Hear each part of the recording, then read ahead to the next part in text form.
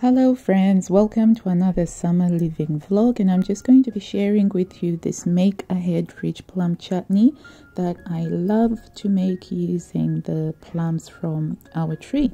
And you can enjoy this with your favorite cold cuts or for making sandwiches, and it's spiced with things like cumin, paprika and ginger. So the first thing to do is to prepare your plums, and that basically involves de-stoning them and then cutting them into small cubes. So I prefer, over the years I found that this is the best size for them because you don't want the skin to be too big. And so that's 1 kg of plums that have been halved, stoned and finely chopped. And then I like to use red onions because I think they go really well with the the redness of the plums, and that's 3 medium-sized onions, and those will be finely diced. And then 100 grams of dried raisins or sultanas, and then we're going to use a knife to just cut them so that they're able to absorb all of those lovely flavors. And it's so that when you're having the chutney itself, you're not having a chunky raisin in there. And I've just found that over the years, this is the best way to make this plum chutney. And I've been making this for nearly a decade now. And every year I make some. And so we're going to add that into a big pot. And then we're going to add the rest of the spices. So I'm using some ginger powder here. I'm using a tablespoon of ginger powder, but you could also use fresh ginger if you wanted. I'm using a tablespoon of mustard seed. So you can use yellow or black mustard seed. And then I'm also using a tablespoon of ground cumin, and that will give it a really lovely warm flavor.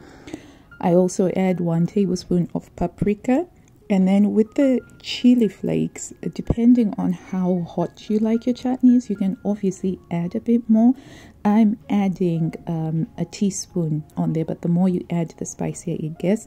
And also just a teaspoon of salt added to that as well. Don't forget the salt. The salt is going to help to cut the sweetness and to really bring out that flavor. And then we're going to add 200 mils of some vinegar, and it can be red wine vinegar or malt vinegar, whichever one you prefer.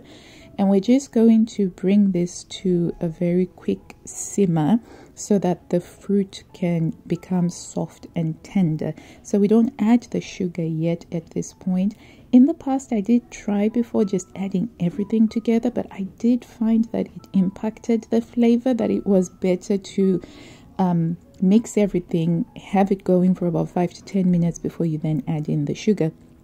So after about 5 to 10 minutes, adding in 500 grams of light brown sugar or dark brown sugar, whichever you want. That will go in, and we'll just mix that.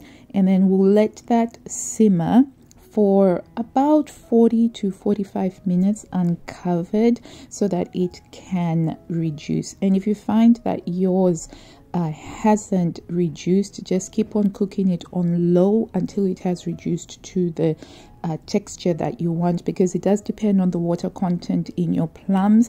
I do find that if you're using store-bought plums, they do tend to have a higher water content than the plums that we pick from our tree.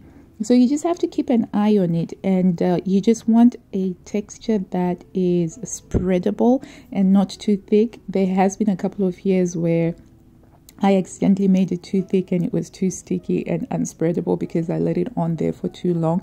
But you are looking at roughly between 45 minutes to an hour or so. Your jars, you want to make sure that you've sterilized them, whether that's by boiling or using sterilizer liquid. I put mine in the oven. I make sure that I label them with the name of the chutney as well as the date that I've made them. And I'll leave them for about 2 weeks for the flavors to mature. And the longer they mature for, the better. And here they are, ready to have with some crackers and some lovely Yorkshire pecorino cheese, which is one of my favorite ways to have the spicy plum chutney. Thank you so much for visiting today. And until I see you next time, I wish you blue skies, health and happiness. Bye.